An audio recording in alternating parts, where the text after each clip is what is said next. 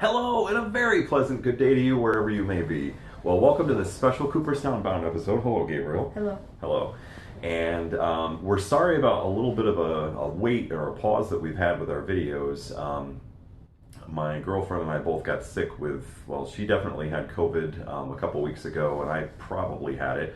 Gabriel, even though he was here for some of the time that we had it, he escaped it, I think. Yes. Right? Yeah. I was fine. Yep. So we're all feeling better now, but that's why there's been a little bit of a lag in us making a new video. We had to get feeling better. So anyway, welcome to the second month of the baseball season. But we're not going to be talking about baseball today, right? What are we going to be doing? Nope. So in the last video we did like the top 10 most iconic 80s movie moments of all time. Well, of the 80s. And today we're going to be doing the 90s, which is a lot tougher. The 80s was a lot of like teenage like comedies and like a couple dramas, and this is mostly like adult dramas. Yeah, and it was interesting as we were going down the list. We managed to split this up, so I'll talk about five, and Gabriel will talk about five. But Gabriel, I think, has only seen five of these movies because some of them are still kind of not age appropriate for him, definitely, and you'll see what we mean as we get going down the list. But he's certainly aware of them, and he's aware of a lot of these scenes through like Watch Mojo videos and other list videos that he's enjoyed over the years. So anyway, do you want to should we do the honorable mentions first? So we have three honorable mentions. And the first one you can talk about because I've never seen it, but it is the dance contest from Pulp Fiction. Yeah, and admittedly, it's been a long time since I've seen Pulp Fiction as well, but certainly John Travolta's dance moves in this movie are pretty iconic for the for the 90s, and where he does his whole coming across his face with his fingers thing. Yeah, definitely a super iconic scene. We felt like it probably doesn't quite crack the top 10, and you'll see why, because I think our top 10 moments are just a little bit more iconic than that one. But yeah, so this one was Pulp Fiction from 1994. So then the second one, do you want to talk about this one? At the very end of Fight Club, the Where Is My Mind scene, that's the song that's playing. But I've never seen Fight Club, but I've seen the scene. It's basically like the main character and his girlfriend are standing like at the top of a big building overlooking the city, as all the buildings that they're looking through a window, and all the buildings that they're seeing are like exploding and falling down, and like the whole city's being destroyed. Yeah, it's basically the guy who's narrating it the whole time. Edward Norton's character, it's revealed to the audience that he and, oh, by the way, spoiler alerts here, the narrator and Tyler Durden have been the same guy the whole time, and Tyler Durden is sort of this offshoot of the narrator's personality. So kind of a really interesting ending, and certainly a very iconic song at the end. So Gabriel's going to talk about this last honorable mention. We didn't put it in our top 10, but if you know our channel well, you'll certainly know why we put this on there. So the third honorable mention is There's No Crying in Baseball, which was in A League of Their Own, which is one of the best baseball movies ever, one of the most iconic. And this scene is definitely the most iconic scene from a baseball movie. This is where, so the main character, or the manager of the girls team, is Jimmy Dugan, or really it's Jimmy Fox, but they call him Jimmy Dugan, played by Tom Hanks. And after one of the women, she decides she picks it up in the outfield, but instead of throwing it to the cutoff person in the infield, she decides to just throw it straight home, and she gives up another run instead of just one. And then after that, she goes back to the dugout, and Jimmy Dugan yells at her and just says, "There's no crying in baseball," and then she starts crying. So. Mm-hmm. Yeah, we had to put that in. That's been a favorite movie of mine ever since it came out in 1992. I actually remember going to the theaters to see that, and a favorite movie of Gabriel's for quite a few years too. I think you first saw that, maybe 4 or 5 years ago? Yeah. All right. So kicking off the top 10 with number 10, and we're going to kind of alternate these back and forth because we did set this up so Gabriel can talk about every other one. So the number 10 iconic scene from 90s movie on our list is the Copacabana scene from Goodfellas. Jeez, I almost forgot again. From Goodfellas. And Goodfellas is not a movie Gabriel has seen. It's probably, we'll be waiting another couple of years on that one. But this is the famous long shot where Henry Hill takes the woman out that will eventually become his wife, but they go out on, I think it's actually their second date, and he decides that he's going to really try to impress her.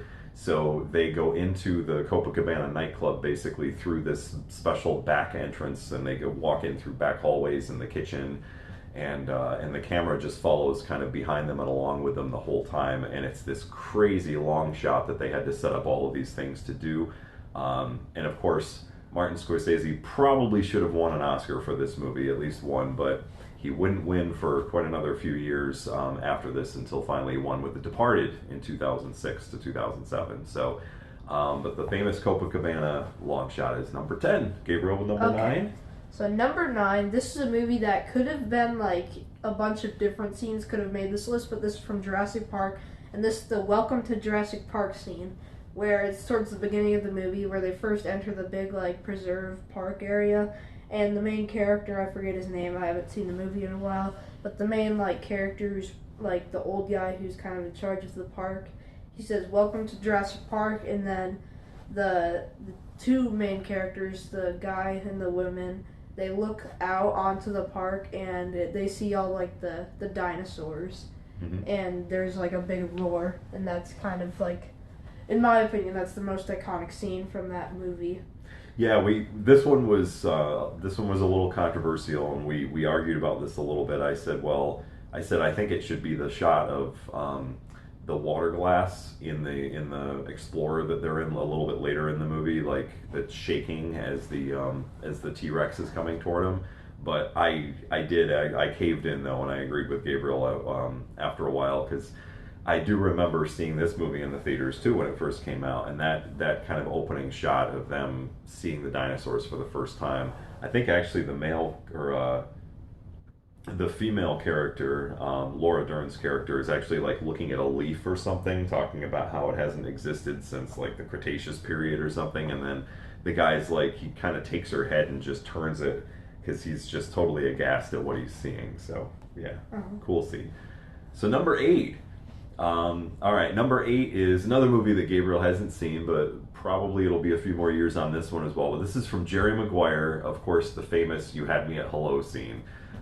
Definitely kind of, more of an adult drama here, but this was after Jerry has been out on the road for a while, and he and his wife kind of go through a breakup or a split up, and he has to work things out with the guy that he's one of his clients, with Rod Tidwell, played by Cuba Gooding Jr. in a great role.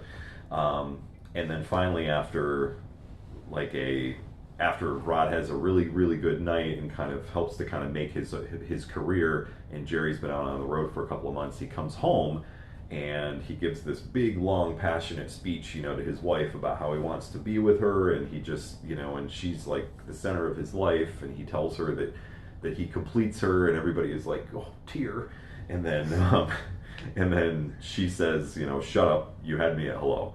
And then the audience knows that, that's all he really had to say, for them to get back together. So, You Had Me at Hello, number 8. Number 7. So We're changing things up here a little bit. This is more of like a kid's movie. It's sort of a drama, sort of a comedy. It's from Home Alone, and many kids have seen it. Like, all the kids I know have seen it. But, so this is in the scene where Kevin's alone, and it is the aftershave scream. So after his parents, leave him at his house after they fly to Paris, I think.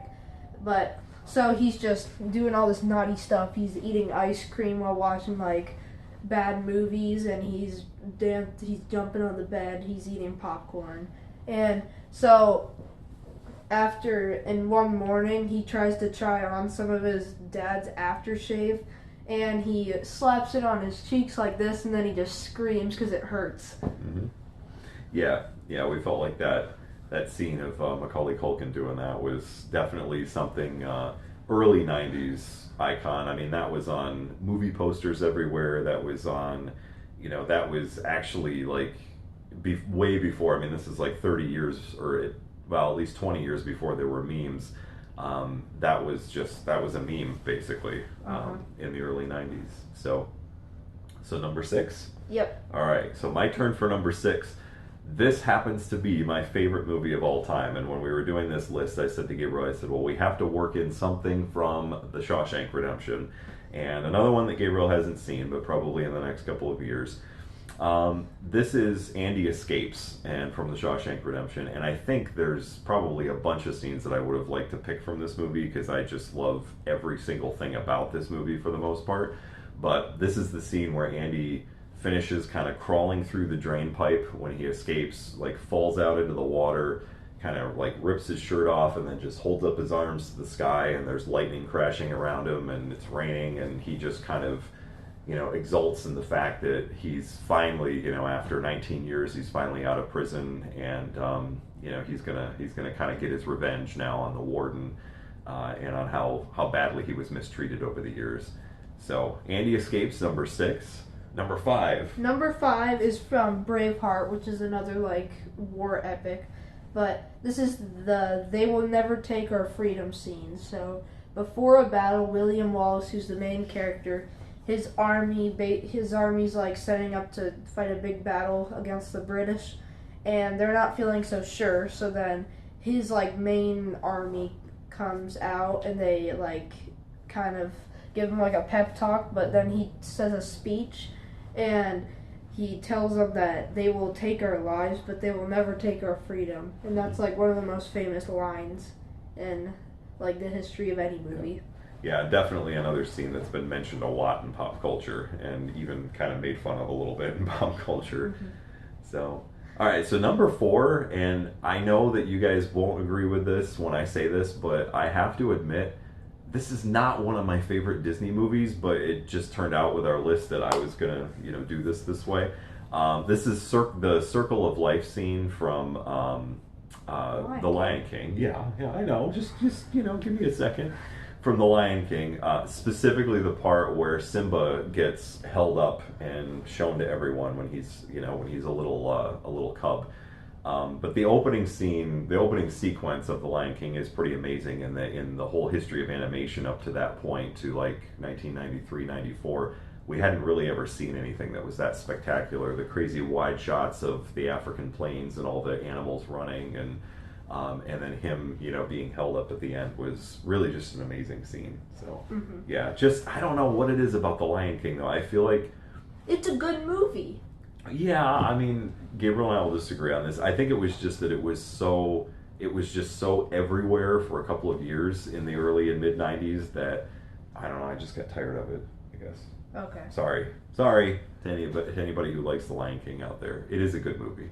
Okay, so number 3, this is one I just recently watched. It is from Forrest Gump, and this is, well, it's like actually just a couple of scenes put together, but it's Run, Forrest, Run. So this is when... Okay, well, the first part is when him and Jenny are, like, walking home from a day at kindergarten, I'm pretty sure, and then these boys on bikes, like, start throwing rocks at Forrest because they're making fun of him because he's autistic, and so Jenny tells him to start running, and he runs with his crutches on, and he just kind of he's wobbling around, and the kids are chasing him on the bikes. But then the crutches just suddenly break off of his legs, and he's suddenly running like he's like actually running now. So that's the first part. And then the second part is basically like the same thing, except they're older. They're in high school. It's him and Jenny. They're walking home again. Except I'm pretty sure it's the same kids. They're in a big pickup truck, and now they're chasing him, and he's like actually like sprinting this time.